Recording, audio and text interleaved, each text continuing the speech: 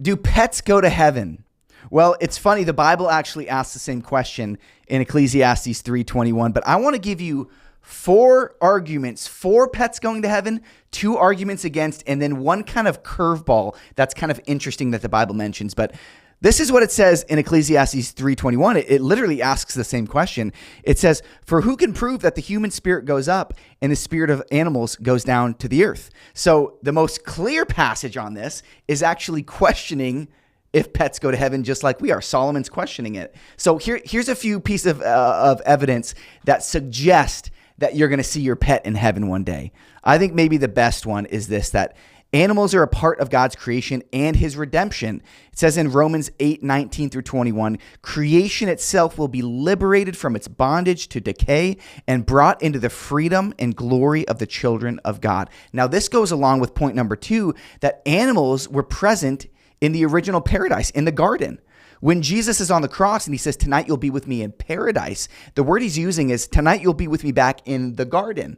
So if all things are being redeemed and animals were in the garden from the jump, then pets might be in heaven one day.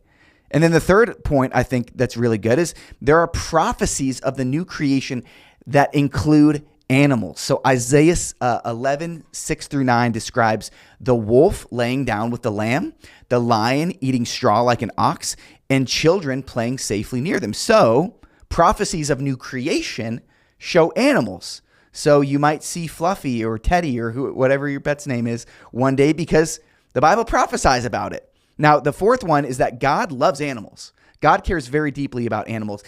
He tells us in Matthew 10:9 that not even a sparrow falls without him knowing about it. So he loves you more than he loves the sparrows, but he still has the whole world in his hands, and that includes animals. So those are the four arguments for pets being in heaven. Let me give you a couple that pets won't be in heaven. Sad.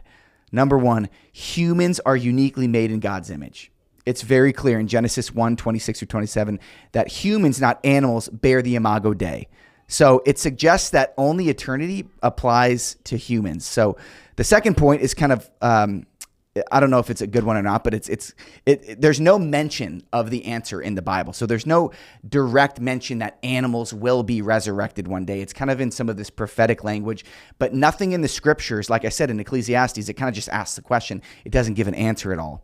So let's get on to the middle ground option. What's the outside the box option here? And that's that many theologians suggest that pets may not have eternal souls in the way that humans do, obviously, but in the new heaven and the new earth, God might create animals again. And these might be different animals. Who knows what the new heaven and the new earth is going to look like? So maybe animals aren't in heaven with us, but maybe when God creates the new heaven and the new earth, he will create some sort of unique new animals to live there. So I don't necessarily know the distinction between the two, but it's interesting to think about. I vote for number 1. I think we're going to see pets in heaven one day. So let me know what you think in the comments. I send out a free daily devotional every morning that kind of answers some interesting questions like this and just wants to lift up your soul. So make sure to check that out and be encouraged. I think there's some good evidence that you might see Fluffy one day.